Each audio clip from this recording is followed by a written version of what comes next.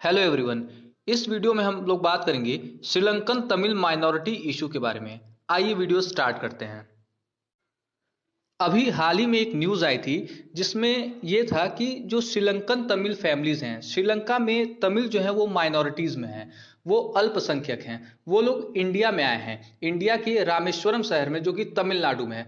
उन लोग जो आए हैं वो लोग इलीगली आए हैं इंडिया में। उनका कहना है कि हम लोग इंडिया में शेल्टर लेने के लिए आए हैं कि उसे श्रीलंका में आजकल बहुत ज़्यादा इकोनॉमिक क्राइसिस हो गई है। आप सभी लोग जाने होंगे कि श्रीलंका आजकल इकोनॉमिक क्राइसिस से गुजर रहा है। वहाँ पे लोगों को जॉब नहीं मिल रही है, पेट्रोल का दाम काफी बढ़ गया है, एडिबल ऑयल जो है उसका भी दाम काफी बढ़ गया है, फूड इनसिक्योरिटी है। अभी 3-4 दिन पहले की न्यूज़ है कि वहां पे पेपर खत्म हो गया था जिसके कारण बच्चों का एग्जाम भी टालना पड़ा।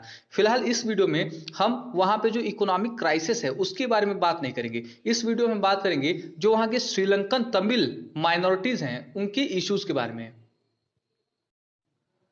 सबसे पहले हम देखते हैं कि इस कॉन्फ्लिक्ट का ओरिजिन कहां से हुआ, कैसे उत्पत्ति हुई इस कॉन्फ्लिक्ट की। 1948 में श्रीलंका जो है वो आज़ाद हो जाता है ब्रिटेन से। आज़ाद होने के बाद वहां पे गवर्नमेंट बनती है और जो गवर्नमेंट बनती है वो सिन्हला मेजोरिटी गवर्नमेंट बनती है। यानी सिन्हला क्या है, एक कम्युनिटी है जो वहां पे मेजोरिटी में है, बहुसंख्यक कम्युनिटी है और ये लोग बुद्धिस्ट रिलीजन को फॉलो करते हैं।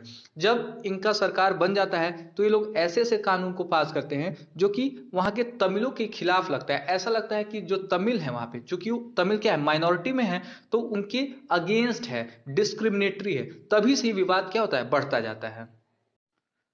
आपके स्क्रीन पे जो मैप दिख रहा है वो श्रीलंका का मैप है। यहाँ पे जो ब्लू कलर से एरिया दिखाया गया है, नॉर्थ वाला और ईस्ट वाला, जो श्रीलंका का नॉर्थ और ईस्ट वाला एरिया है, यहाँ पे तमिल माइनॉरिटीज लोग रहते थे, यानी श्रीलंकन तमिल लोग रहते थे जो कि अल्पसंख्या में थे, माइनॉरिटी में थे। अब ये जो डिस्प्यूट था 1970s में, डिस्प्यूट काफी बढ़ गया। 1970s में एक ग्रुप फॉर्म होता है TULF, यानी तमिल यूनाइटेड लिबरेशन फ्रंट। यह जो ग्रुप है यह आंदोलन करना स्टार्ट कर देता है और इसका जो डिमांड रहता है कि श्रीलंका का जो नॉर्थ वाला पार्ट है, जो ईस्ट वाला पार्ट है, उसको तमिल इलम बना दिया जाए, यानी एक तरीके से तमिल का स्टेट बना दिया जाए, अलग कर दिया जाए और वहां पे उनकी गवर्नमेंट हो, उनकी पुलिस हो, उनकी आर्मी हो, जो श्रीलंकन गवर्नमेंट है वो उसमें इंटरवीन न कर पाए, इंटरफेयर न कर पाए। तो इस तरीके से जो तमिल इलम का जो डिमांड है वो बढ़ता गया। यहाँ पे जो तमिल इलम है इसका मतलब होता है कि एक सेपरेट स्टेट रहे, मतलब खुद की गवर्नमेंट रहे, खुद की आर्मी रहे, मतलब सेल्फ रूल रहे। विवाद को बढ़ता देख श्रीलंकन गवर्नमेंट ने अपने कॉन्स्टिट्यूशन में एक अमेंडमेंट करता है, यानी जो उसका संविधान था उसमें संशोधन लाता है। ये छठा संशोधन है और सिक्स्थ अमेंडमेंट है जो कि अगस्त 1983 में आया था। इस अमेंडमेंट में यह कहा गया था कि जितने भी सेपरेटिस्ट मूवमेंट है, जितने भी अलगाववादी मूवमेंट हैं जो कि एक सेपरेट इलम की डिमांड कर रहे हैं, वो सारे सर क्या है, अनकॉन्स्टिट्यूशनल है। अब चूंकि डिस्प्यूट काफी बढ़ गया था तो ये कदम उठाना पड़ा था वहां की गवर्नमेंट को। अब जो TULF है, तमिल यूनाइटेड लिबरेशन फ्रंट, जो कि एक सेपरेट तमिल इलम की डिमांड कर रहा था नॉर्थ और ईस्टर्न पार्ट ऑफ श्रीलंका में, वो इस अमेंडमेंट के चलते क्या हो गया, वो इनइफेक्टिव बन गया। 1987 में इंडिया और श्रीलंका के बीच में एक पीस अकॉर्ड साइन होता है। अभी हम लोग ने बात किया था जो छठा अमेंडमेंट लाया गया था श्रीलंका के कॉन्स्टिट्यूशन में 1983 में, जिसमें बोला गया था कि जितने भी सेपरेटिस्ट मूवमेंट है सारे के सारे अनकॉन्स्टिट्यूशनल हैं। लेकिन उस सारे मूवमेंट को अनकॉन्स्टिट्यूशनल करार देने के बावजूद वहां पे डिस्प्यूट हो रहा था, वायलेंस हो रहा था और जो सेपरेट तमिल इलम की जो डिमांड थी वो बढ़ ही रही थी। सारे सारे डिस्प्यूट देखते हुए इंडिया और श्रीलंका के बीच में ये अकॉर्ड साइन होता है, कोलंबो में साइन होता है 29 जुलाई को। और उस समय इंडिया के जो प्राइम मिनिस्टर थे राजीव गांधी थे और जो श्रीलंकन के जो प्रेसिडेंट थे वो थे JR जयवर्धने। इन दोनों लोग के बीच में अकॉर्ड साइन होता है। इसमें दो बहुत ही इंपॉर्टेंट डिसीजन दिए जाते हैं। सबसे पहला डिसीजन 13वां अमेंडमेंट, यानी 13th अमेंडमेंट, श्रीलंका के कॉन्स्टिट्यूशन में 13वां अमेंडमेंट लाया जाए। उसके बाद एक एक्ट लाने की बात की हुई थी, प्रोविंशियल काउंसिल एक्ट। ठीक है, इन दोनों चीज़ों को लाने के लिए बात हुई थी और ऐसा एक्सपेक्ट किया जाता था कि अगर ये 13वां अमेंडमेंट हो गया, यह एक्ट आ गया, तो जो वहाँ सिविल वॉर हो रहा है, जो वहाँ पे गृह युद्ध हो रहा है, वो कम हो जाएगा, हो सकता है कि समस्या खत्म हो जाए। और इस एग्रीमेंट में और भी कई सारी बात की गई थी, जैसे कि जो श्रीलंकन गवर्नमेंट है उसको अपना पावर शेयर करना पड़ेगा जितने भी स्टेट हैं, और श्रीलंकन ट्रूप को नॉर्थ और ईस्ट पार्ट से वापस आना पड़ेगा। अब नॉर्थ और ईस्ट पार्ट में तमिल माइनॉरिटीज रहते थे, वहीं पे डिमांड था कि एक सेपरेट तमिल इलम का हो, सेपरेट तमिल इलम बने, और जिसके कारण वहाँ पे अक्सर मूवमेंट होता था, एजिटेशन होता था और वायलेंस भी होता था। इसलिए श्रीलंका ने वहाँ पे ट्रूप अपनी भेज रखी थी कि सारे सारे वायलेंस को कंट्रोल किया जा सके।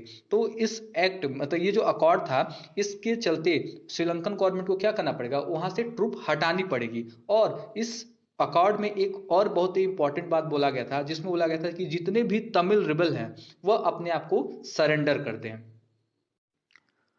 आपके स्क्रीन पे जो इमेज लगा हुआ है वह है वी प्रभाकरण का, वेलुपिलाई प्रभाकरण, जो LTTE जिसको लिट्टे भी कहा जाता है, उसके चीफ थे, उसके फाउंडर थे। LTTE का फुल फॉर्म है लिबरेशन टाइगर ऑफ तमिल इलम।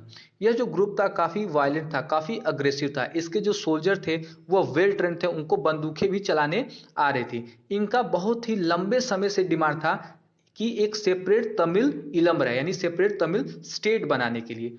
अब ये जो आम नागरिकों के बीच, जो तमिल माइनॉरिटीज हैं उनके बीच जाते थे, उनसे कहते थे कि आप एजिटेशन करिए, आप मूवमेंट ऑर्गेनाइज कीजिए, और यहाँ तक कि उनसे वायलेंस भी करवाते थे। अब जो पीस टॉक हुआ 1987 में इंडिया और श्रीलंका के बीच में, उनमें इनको इनवाइट नहीं किया गया।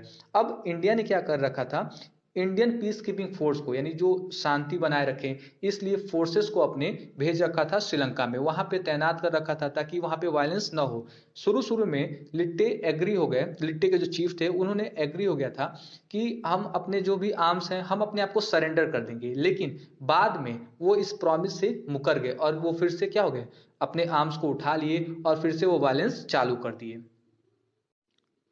अभी जो श्रीलंका की सिचुएशन है वो ये है कि जो 13वां अमेंडमेंट इंप्लीमेंट करने के लिए बोला गया था 1987 पीस अकॉर्ड में, अभी तक उसका इंप्लीमेंटेशन नहीं हुआ। लिट्टे जो है वो मई 2009 में अपने आप को सरेंडर कर दिया।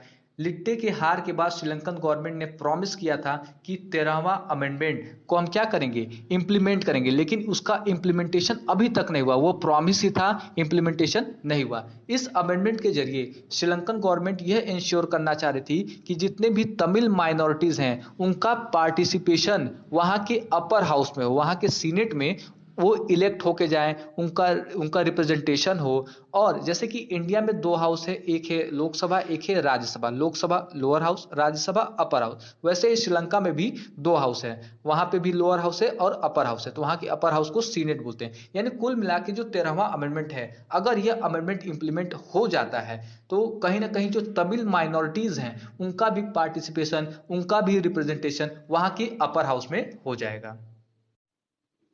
अब बात करते हैं आखिर श्रीलंका यह 13वां अमेंडमेंट इंप्लीमेंट क्यों नहीं कर रहा है। तो इसका मेन रीजन यह है कि कहीं ना कहीं श्रीलंकन गवर्नमेंट अभी भी अपने पावर को शेयर नहीं करना चाहती है तमिल माइनॉरिटीज के साथ।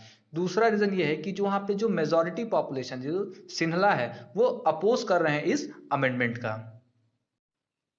यह जो इशू है इंडिया और श्रीलंका का, जो श्रीलंकन तमिल माइनॉरिटी इशू है, इनमें एक मूवी बनी थी मद्रास कैफे, काफ़ी शानदार मूवी थी। और अभी हाल ही में फैमिली मैन 2 जो दूसरा वाला पार्ट है फैमिली मैन का, वो भी इसी डिस्प्यूट पे बना है। तो मैं रिकमेंड करूंगा, अगर आपके पास टाइम हो तो ज़रूर देखें। अगर वीडियो अच्छा लगा और ऐसा लगा कि थोड़ा सा इन्फॉर्मेशन, कुछ भी इन्फॉर्मेशन मिला, तो वीडियो को लाइक कीजिए, शेयर कीजिए और चैनल को सब्सक्राइब कीजिए। Thanks for watching.